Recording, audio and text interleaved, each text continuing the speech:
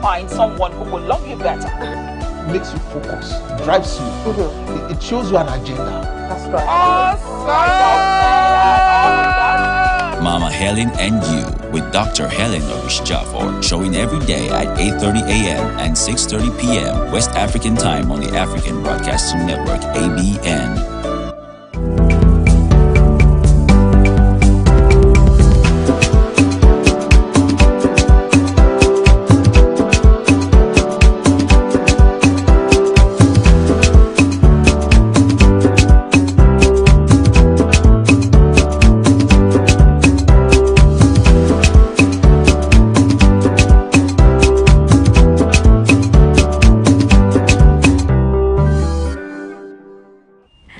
Welcome again to another episode of Arise Africa. I am Chichi Nwabo, and it's so exciting to be back. Really, we've got so much as usual, and so much to talk about, so much to deliberate on. But it's going to be just me. I am alone in the studio today, but I have you. I know you're right there. You're going to be part of all the journey, all the excitement today, and I hope you're going to contribute. Also, we want to get feedback from you as well on the program today. So we'll dive right into what we have, and it's going to begin, as usual, with our segment on what the papers are saying this week, beginning from Sunday. And we've got Sunday, the 10th of October, 2021, and it says dollar scarcity, foreign airlines slash ticket sales on Nigeria routes. It says carriers unable to repatriate over $144 million revenue as CBN rations forex. Airline plans ticket sales in dollars. Central bank mulls probe. We need forex to maintain planes run operations, says the airlines.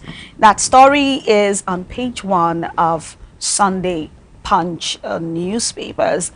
And then we've got a story by the left-hand side under the same papers. It said, Southeast crisis, 175 soldiers, cops, others killed in 72 attacks.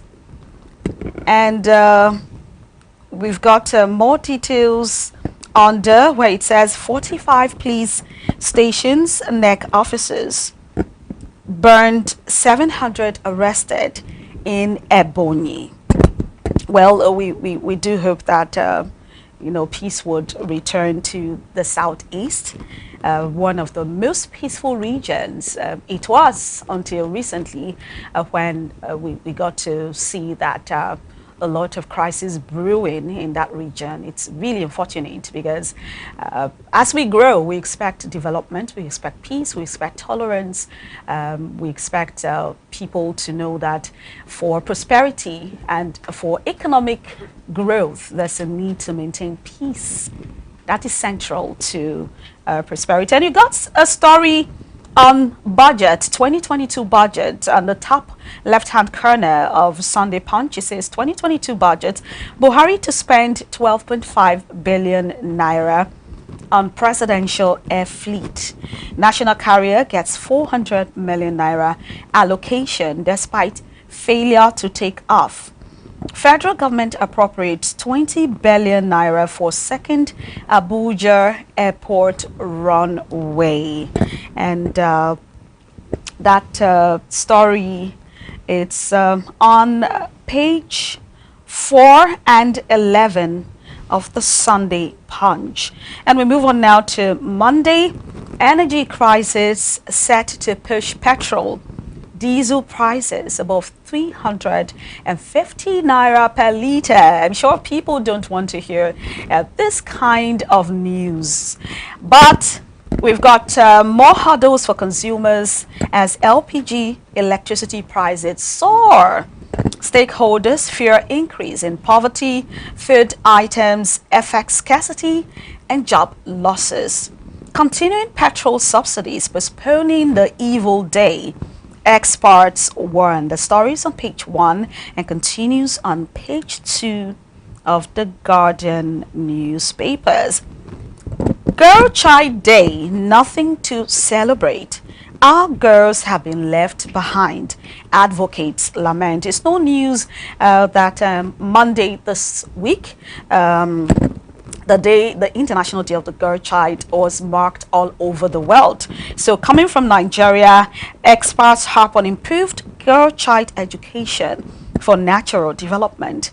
Groups sensitize female students on rights, self-belief, and self-education.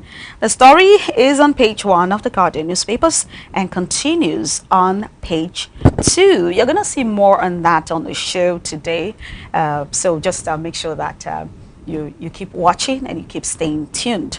We've got Daily Sun on Tuesday, October 12, and the major header says, Osinbajo recommends devaluation of Naira. Osinbajo recommends devaluation of Naira. It claims exchange rate artificially low. Nigeria must decisively tackle its debt challenges. Adesina said that. That story is on page 6 of the Daily Sun newspapers. And we've got a story there on Nnamdi Kanu. We're working for Nnamdi Kanu's release, says Ekweremadu. Ekweremadu, it's one of the legislators, I believe, representing one of the segments of Enugu State. And it says, Wazurike laments, and that story is on page 4 and page 28. Raiding of BIM Massap office in Imo by naval personnel. That story, it's on Daily Sun newspapers for Tuesday. And let's move on now to Wednesday, and we have the Nigerian Tribune. The Nigerian Tribune for Wednesday says, Senate bows to pressure, accepts electronic transmission of results, and that story is on page 5. And someone says, if this is implemented, if that's electronic transmission of results, that would be good for, you know, for elections in Nigeria. At least you can get to see your voting, what has taken place in a particular unit immediately because of electronic transmission for all to see. It's let's say open for all. So I think that's a good development. Many feel that that's absolutely a good development, and you can find that story on page 5 of the Nigerian Tribune. Nigerians trade costs too high to attract investment, and that is to be taken seriously because that is coming from Okonjo Iweala, the WTO boss, who is actually from Nigeria, as the one that made that statement. That's on the top right-hand corner of the Nigerian Tribune, and that story is on page 6. And Osinbajo did not call for Naira devaluation, says presidency. That story is on page 2. Pretty interesting. But in the previous paper, we saw that the paper said Osinbajo called for devaluation of Naira, and here the president is saying no, that's not what he called for on page 2 of the Nigerian Tribune. And Southwest governors envision Amotekun becoming state police, says Fayemi, and that story is on page 28. Calls for short-term recruitment of NYSC members to increase security force. Okay, there's been the call for state police. The debate, you know, has been raging for a while, and this is something in line to lend a voice to that. And then you got the Punch newspaper, and it says that's for Thursday. It says NMA health workers differ as FG plans ban on unvaccinated workers. That story is on page 2, and it says workers must be vaccinated or present negative test as from December 1st, says federal government. Available vaccine doses not sufficient, barring workers sensitive, says Johesu. And you can find that story on page 2 of the Punch newspapers.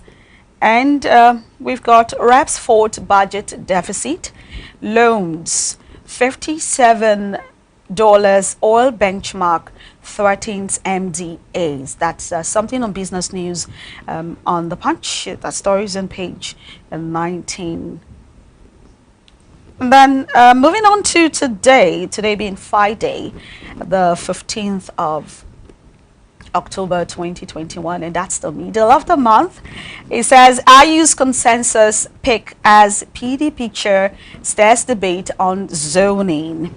And it says Northern leaders adopt IU presidential ticket, not zoned, remains open, says Fingtree. George Kick says Olafeso. Baba Tokbe.